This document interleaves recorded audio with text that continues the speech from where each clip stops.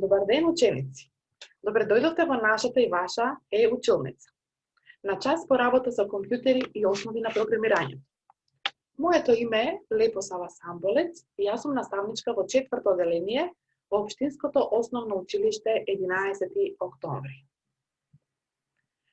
Денес ќе научиме нешто повеќе за користењето на папки и датотеки од темата Основи на користење компјутер и друга информатичка технологија.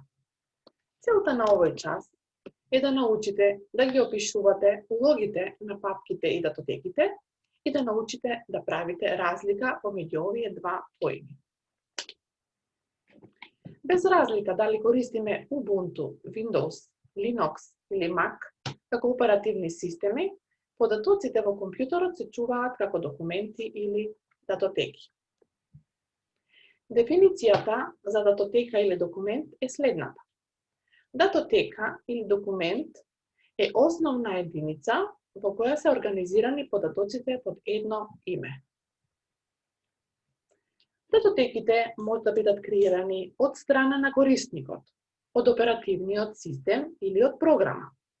Постојат различни видови на датотеки, меѓу кои се и видеодатотеки, текстуални датотеки, аудиодатотеки и многу други. Кога работиме на компјутер, знаеме каков неред може да настане доколку имаме несреден десктоп или фолдери, односно папки. Кога сите датотеки би ги зачувале на нашиот компјутер без ред, за кратко време веќе не би можеле да се снајдеме во хаос.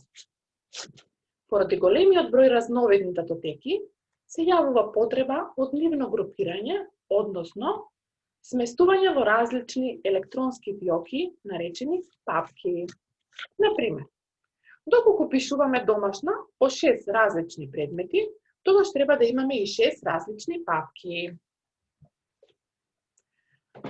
Па така можеме да направиме папка во која ќе ги ставиме нашите омилени песни, нашите омилени филмови, нашите фотографии. Меѓутоа, во секоја папка може да има други папки и датотеки. Важно е секоја папка да си има свое име. Например, доколку имате 6 наставни предмети, 6 папки треба да се именуваат според тие наставни предмети, како ние самите би си олесниле работата или, например, како што гледате на слайдот. Првата папка е папка во која што се сместени домашни задачи по математика.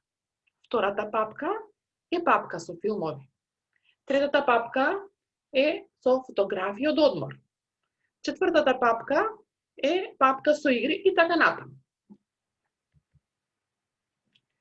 Именувањето на датотеките, документите е подеднакво важно како именувањето на папките, со цел да се задржи редот. Името на датотеките го пишувате вие самите. Например, во папката за домашни задачи по математика, документот може да го именувате како домашна задача 15.10.2020. Датумот само ни е даден како пример. Во зависност од тоа каков вид е датотеката, има различни наставки. Наставката го означува типот на датотеката. Таа е определена од апликацијата во која што датотеката е креирана. Пример. Кога датотеката е слика, тогаш наставката е JPG, PNG, JPEG или BMP. Меѓутоа, ако е Word документ или пишан документ, наставката е TXT, DOC, а може да биде и PDF. Ако е PowerPoint презентацијата, тогаш е PPT. И така натаму. Многу е важно да се знае дека на иста локација не може да има два исти датотеки или папки со исто име. Значи, на работната површина не може да има две папки што ќе се викаат музика, но може да има една папка со име музика на десктоп и една папка со име музика во папката Мој документ. Наставката е многу важна затоа што без неа компјутерот нема да знае за каков тип на датотека станува збор и што да прави со неа. Тоа е добро да се знае, бидејќи во случај да се менува името на датотеката, доколку случајно се отстрани или смени наставката, можеби датотеката нема да може повторно да се отвори. Еве една мини вежба како би научиле практично. Вашата задача е да размислите во која папка би требало да бидат сместени овие датотеки. Меѓутоа, обрнете внимание на наставките. Што означуваат наставките JPG или BMP? А што наставката TXT? Тука имаме на располагање две папки во кои можеме да ги сместиме датотеките. А тоа се папката слика животни и папката приказни.